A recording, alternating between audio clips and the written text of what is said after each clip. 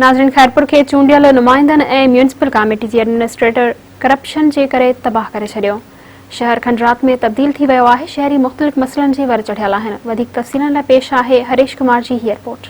अॼु बिल्कुल हिन वक्त असीं मौजूद आहियूं तक NA 208 ऐं हितां जेका MNA चूंडियल आहे उहा पीपुल्स पार्टी जी मरकज़ी अॻुवाण आहे डॉक्टर नफ़ीसा शाह जीलानी साहिबा इन तक मां चूंडियल आहे। ऐं मां तव्हांखे ॿुधाईंदो वञा त खैरपुर शहर हिकिड़ो तारीख़ी शहर आहे ऐं हितां जूं जेके खजीअ जो फ़सुल आहे उहो मुल्क मशहूरु आहे। ऐं खैरपुर हिकिड़ो वॾी आबादी रखंदड़ शहर आहे। सिंध जो तमामु ख़ूबसूरत शहर में शामिल लेखियो वेंदो आहे। ऐं मां तव्हांखे ॿुधाईंदो हलां त म्यूनिसिपल कमेटी खैरपुर जी जेका माहाना बजट आहे उहा 2 करोड़ 41 लख रुपया आहे।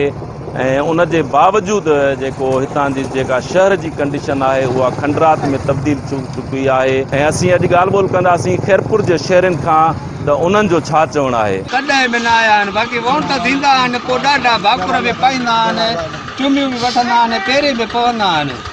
बाक़ी वोट निकिते कम लथे खां पोइ त कोई मसइलो थींदो आहे, का ॻाल्हि थींदी आहे, वेंदा बि आया आहिनि त ज़रूरु ई न खोलींदा आहिनि। मुंसिपालिटी वारा बसि ईंदा आहिनि, पोइ महीने मां काउंसलर आहे उहो मोकिलींदो आहे, फरियो ॾेई वेंदा आहिनि मिड़े अंधो काणो। बाक़ी अलाह ख़ैर सलाह ॾिसो था खोड़ा लॻा पिया अथव तव्हांजे साम्हूं। बजट आहे उहा बजट बसि पाण खाइनि था, पंहिंजा पेट था भरनि, असांखे चवंदा रही कोई ॿेड़ी ॿोड़े तव्हांखे उनखे त मिरवाह में लोड़ींदासीं। इहा हालत लॻी पई आहे हाणे। वोट साईं पीपुल्स पार्टीअ खे ॾियूं था। बीमारी आहे शामिल आहे, म्यूनिसिपल वारा मुन्सिपालिटी कोन ईंदा सफ़ाई सुथराई का बि न आहे।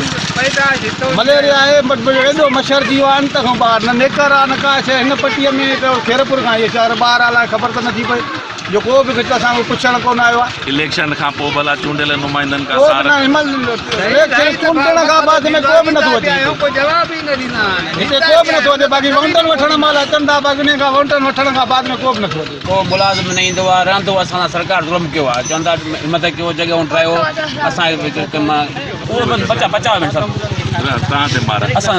हिते असां वटि वोटनि जे ज़माने में ईंदा आहिनि सभु साईं कामिल शाह आहे, बीबी नफ़ीसा शाह ईंदा आहिनि, असांखे वोट वठी हलिया वेंदा आहिनि। असांजी का बि मालिकी कोन कंदा आहिनि। असां इहे जेको आहे सो असां वटि रस्ते रोड ॾिसो था तव्हां त केतिरो किचिरो लॻो पियो आहे, केॾो गंद लॻो पियो आहे। असां वटि बीमारी फैलिजी वियूं आहिनि तमामु। असांजा बचिड़ा महफ़ूज़ नथा रहनि, असां वटि को बि कोन थो अचे, असांजी को बि तदारक कोन थो करे।